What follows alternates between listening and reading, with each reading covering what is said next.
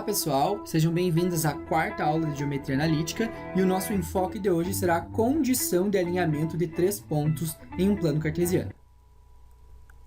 Então nós vamos considerar aqui um plano cartesiano com três pontos genéricos, os pontos A, B e C, cujas coordenadas do ponto A são x1, y1, do ponto B, x2, y2 e do ponto C, x3, y3, certo? Então esses pontos são pontos distintos, como eu já falei, e o nosso interesse de hoje é verificar se esses pontos, se dados três pontos no plano cartesiano, eu consigo fazer essa verificação, se eles são colineares ou não. Ou seja, será que esses pontos estão alinhados? Pertencem a uma mesma reta? Porque essa aqui é a definição de pontos colineares. Três pontos vão ser colineares quando eles pertencerem a uma mesma reta. Ou seja, eu posso dizer aí então que eles estão alinhados. Mas como que eu vou fazer essa verificação tendo posse de três pontos em um plano cartesiano? Então a gente vai considerar aqui, pessoal, o ponto D e o ponto E como pontos auxiliares para a gente entender o que a gente vai fazer, e a gente já vai assumir aí que o ponto A, B e C são colineares, ou seja, pertencem a uma mesma reta. E a gente vai considerar dois triângulos, o triângulo BCE e o triângulo ABD. Se vocês analisarem, o triângulo BCE e o triângulo ABD são triângulos retângulos, porque o ângulo em E é reto e em B também é reto. Nós já vimos por que isso acontece lá na primeira aula dessa sequência. Assim como, se eu posso considerar que o segmento AC está contido em uma mesma reta, certo? E o ângulo B e o ângulo A vão ser congruentes, ou seja, eu tenho uma semelhança de triângulos. O triângulo ABD é semelhante ao triângulo BCE, porque eles possuem dois ângulos iguais, certo? Quando eu tenho dois triângulos semelhantes, eu posso tirar algumas relações de semelhança, algumas razões. E as nossas razões de interesse vão ser as razões entre os catetos. Então eu posso fazer o quê? Dividir o segmento DB pelo segmento AD, que são catetos respectivos do triângulo ABD, e igualar, vai ter que ser o mesmo valor, a mesma razão, entre o segmento EC e o segmento BE, que são catetos do triângulo em verde ali, ok?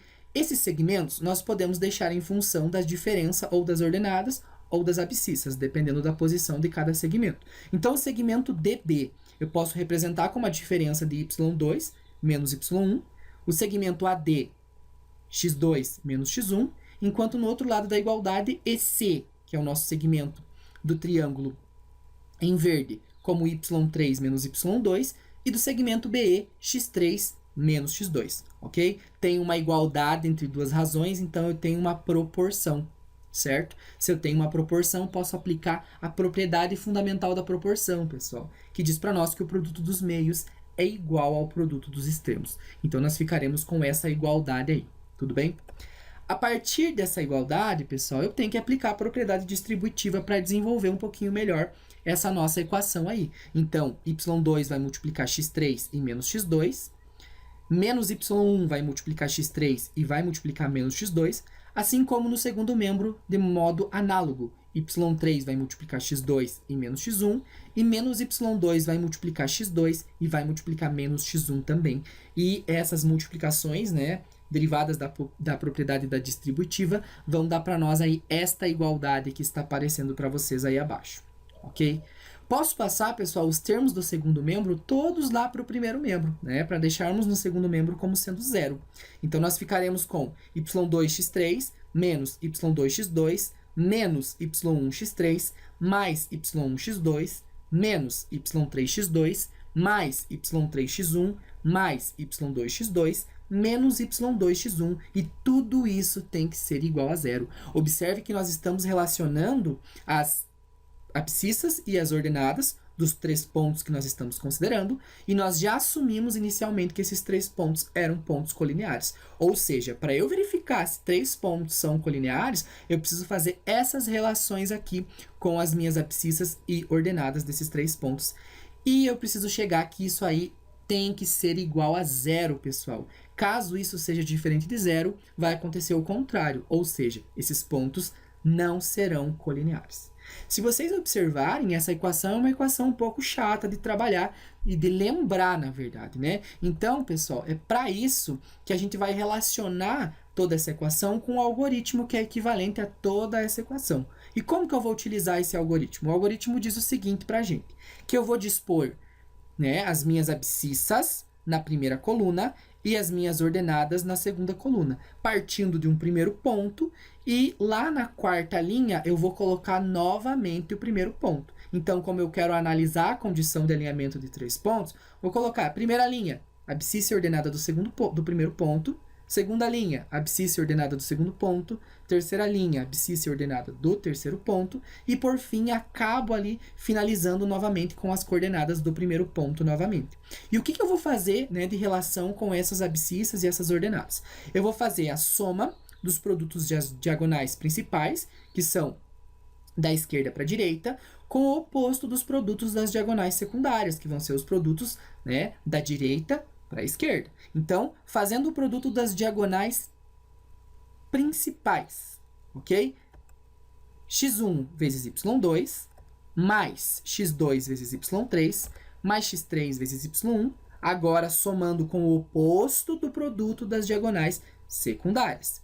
Menos y1 vezes x2, menos y2 vezes x3, menos y3 vezes x1, e tudo isso tem que ser igual a zero. Então, para eu analisar, pessoal, se os pontos que eu quero, né, os 3 pontos no plano cartesiano, são colineares, ou seja, estão alinhados, basta eu fazer esse processo aí e seguir esse algoritmo, como a gente acabou de ver. Se essa relação desses produtos, dessa soma, for igual a zero, os pontos são colineares. Caso contrário, eu não tenho uma colinearidade desses pontos, ok? Ainda, pessoal, uma outra forma de a gente fazer essa relação, que também é bem conhecida, que é utilizar o determinante caso você tenha familiaridade ou, né, conhecendo aí as duas hipóteses de fazer a verificação do alinhamento, fica ao seu critério utilizar. Como que nós utilizamos com o determinante? Na primeira coluna, pessoal, eu vou dispor as abscissas dos meus 3 pontos. Notem que agora a gente não está repetindo coordenada como no caso anterior. Na segunda coluna, eu vou colocar as ordenadas dos meus pontos, e na terceira coluna eu vou somente completar aí com um valor unitário, ou seja, os 3 elementos da minha terceira coluna vão ser 1, certo? Sempre vai ser uma matriz de ordem 3, né? Uma matriz quadrada de ordem 3, sempre nesse formato. Primeira coluna, abscissas, segunda coluna, ordenadas, e na terceira coluna, elementos 1, ok? Isso aí, pessoal, no determinante, vai ter que ser igual a zero. Fica a seu critério utilizar Laplace ou Sarros para resolver esse determinante. Mas, se esse determinante for igual a zero, eu posso dizer, então, que esses 3 pontos são colineares. Da mesma forma, se o determinante for diferente de zero, eu posso concluir que esses pontos não estão alinhados. Então, a gente conheceu, pessoal, 2 formas diferentes de fazer essa verificação da condição de alinhamento. Fica ao critério de vocês utilizar, né, a que for mais conveniente, a que vocês acharem mais fácil. Eu, particularmente, prefiro o primeiro caso que eu mostrei. Acho que é muito mais rápido, muito mais prático. Mas, caso alguém tenha mais familiaridade para resolver determinantes, fica a seu critério, ok? Vamos resolver um exemplo aqui bem simples, então, onde a gente vai fazer a verificação se os pontos A, B e C estão alinhados, ou seja, são colineares. Se vocês perceberem, pessoal, esses pontos A, B e C são pontos que pertencem à reta da bissetriz dos quadrantes ímpares do plano cartesiano. Então, para quem tem um pouco mais de base aí de matemática, não precisaria nem fazer essa verificação, né? Tá óbvio que esses pontos estão alinhados, mas eu só quero mostrar para vocês, né, que esse processo que a gente usa para fazer essa verificação vai dar certo, que de fato o valor que a gente vai encontrar é zero. Ok? Vou utilizar a primeira situação que a gente viu, onde a gente vai dispor na primeira linha o ponto A, depois o ponto B, depois as coordenadas do ponto C, e finalizando ali com as coordenadas do ponto A novamente.